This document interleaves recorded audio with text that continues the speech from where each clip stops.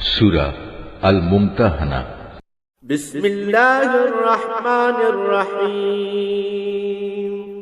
রহমান রহিম আল্লাহ তাআলার নামে। يا أيها الذين آمنوا لا تتخذوا عدوي وعدوكم أولياء تلقون إليهم بالمودة وقد كفروا بما جاءكم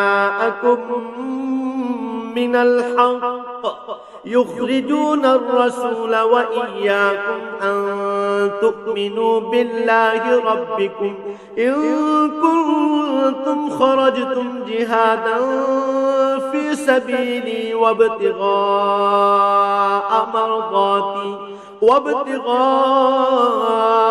مرضاتي تسرون إليهم بالمودة وأنا أعلم بما أخفيتم وما أعلنتم ومن يفعله منكم فقد ضل سواء السبيل।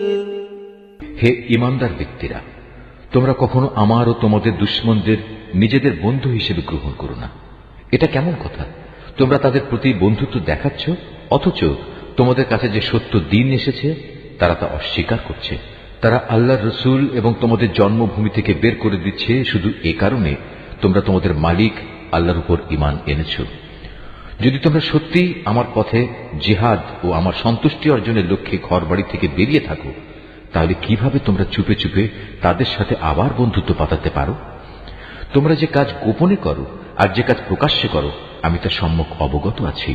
তোমাদের মধ্যে যদি কেউ দুশমনদের সাথে গোপনে বন্ধুত্ব গড়ার এ কাজটি করে, তাহলে বুঝতে হবে সে দিনের সরল পথ থেকে বিচ্যুত হয়ে গেছে।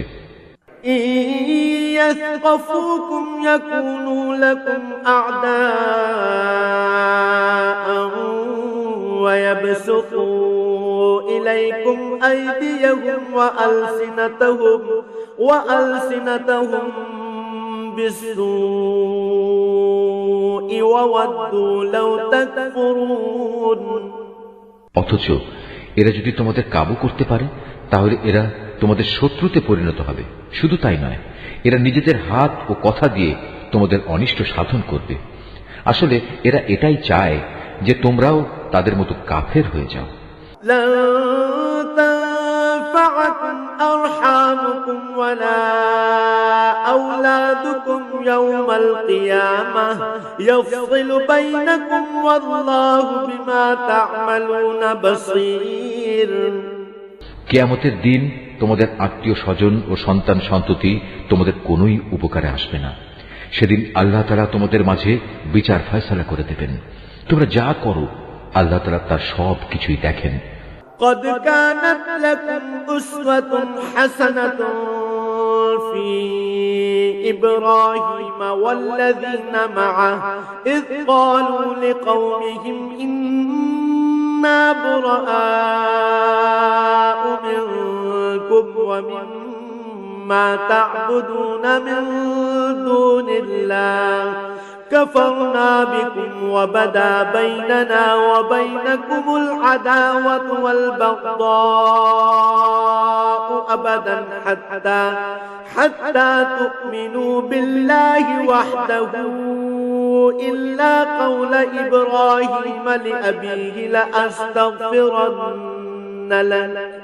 لأستغفرن لك وما أملك لك من الله من شيء ربنا عليك توكلنا وإليك أنبنا وإليك المصير।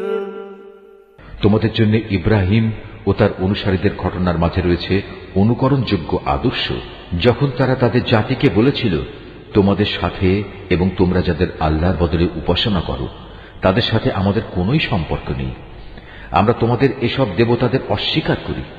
আমাদের ও তোমাদের মাঝে এখন থেকে চিরদিনের জন্য এক শত্রুতা ও বিদ্বেষ শুরু হয়ে গেল, যতদিন তোমরা আল্লাহ তাআলাকে মাবুদ বলে স্বীকার না করবে। কিন্তু এ ব্যাপারে ইব্রাহিমের পিতার উদ্দেশ্যে বলা এই কথাটি ব্যতিক্রম।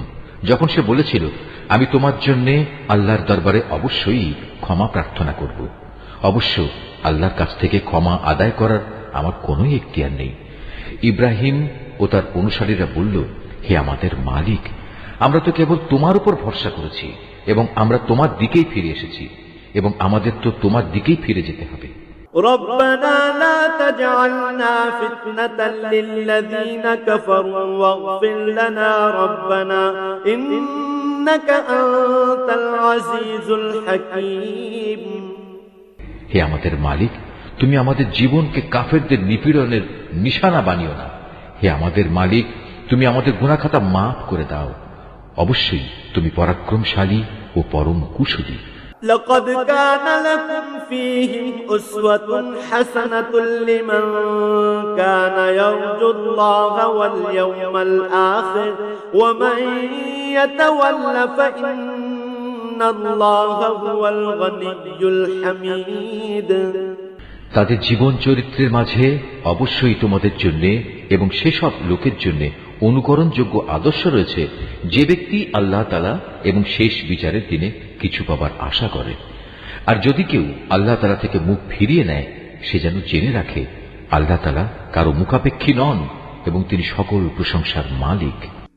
আসাল্লাহু আন ইয়াজআলা বাইনাকুম ওয়া বাইনাল্লাযীনা আদাইতুম মিনহুম মাওয়াদ্দাহ ওয়াল্লাহু কাদিরুন ওয়াল্লাহু গফুরুর রহিম। এটা অসম্ভব কিছু নয়। আল্লাহ তাআলা তোমাদের এবং যাদের সাথে আজ তোমাদের শত্রুতা সৃষ্টি হয়েছে তাদের মাঝে কখনো বন্ধুত্ব সৃষ্টি করে দেবেন। আল্লাহ তাআলা তো সবই করতে পারেন। আল্লাহ তাআলা ক্ষমাশীল ও পরম দয়ালু। لا ينهاكم الله عن الذين لم يقاتلوكم في الدين ولم يخرجوكم من دياركم أن تبروهم وتقسطوا إليهم إن الله يحب المقسطين। যারা দ্বীনের ব্যাপারে তোমাদের বিরুদ্ধে যুদ্ধ করেনি এবং কখনো তোমাদের নিজেদের বাড়িঘর থেকেও বের করে দেয়নি, তাদের প্রতি দয়া দেখাতে ও তাদের সাথে ন্যায় আচরণ করতে আল্লাহ তাআলা কখনো নিষেধ করেন না। অবশ্যই আল্লাহ তাআলা ন্যায়পরায়ণদের ভালোবাসেন। إنما ينهاكم الله عن الذين قاتلوكم في الدين وأخرجوكم من دياركم وظاهروا على إخراجكم أن تولوهم ومن يتولهم فأولئك هم الظالمون। আল্লাহ তাআলা কেবল তাদের সাথেই বন্ধুত্ব করতে নিষেধ করেন যারা দ্বীনের ব্যাপারে তোমাদের সাথে যুদ্ধ করেছে এবং একই কারণে তোমাদের ভিটে মাটি থেকে উচ্ছেদ করে দিয়েছে এবং তোমাদের উচ্ছেদ করার ব্যাপারে একে অন্যকে সাহায্য সহযোগিতা করেছে। এরপরেও যারা তাদের সাথে বন্ধুত্ব করবে তারা অবশ্যই জালেম। يا أيها الذين آمنوا إذا جاءكم المؤمنات مهاجرات فامتحنوهن الله أعلم بإيمانهن فإن علمتموهن مؤمنات فلا ترجعوهن إلى الكفار لا هن حل لهم ولا هم يحلون لهن وآتوهم ما أنفقوا ولا جناح عليكم أن تنكحوهن إذا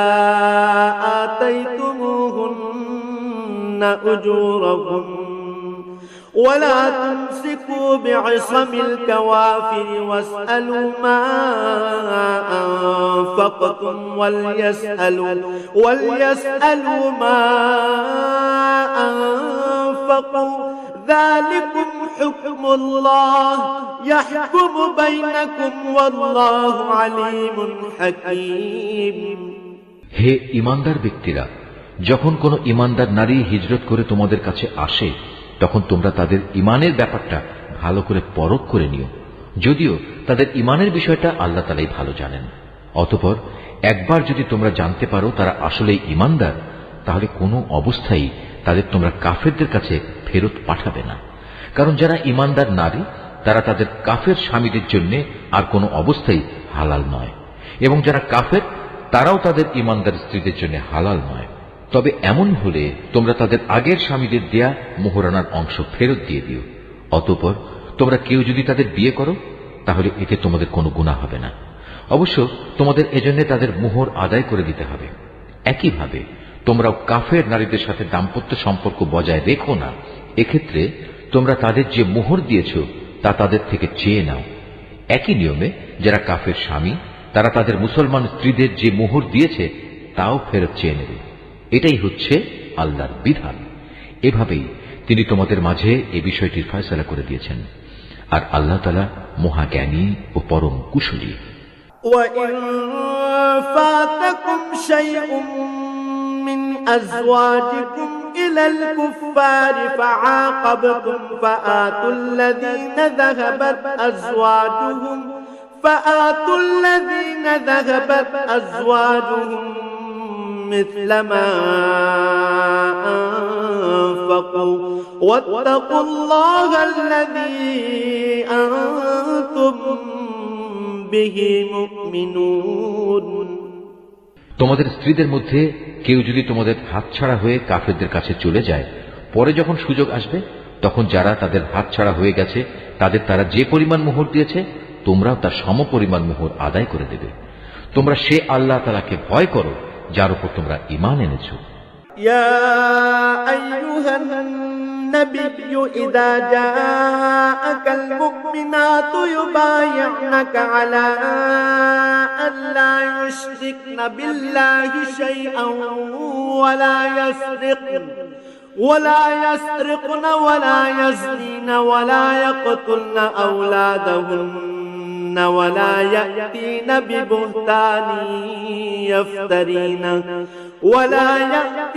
ببهتان يفترينه بين أيديهن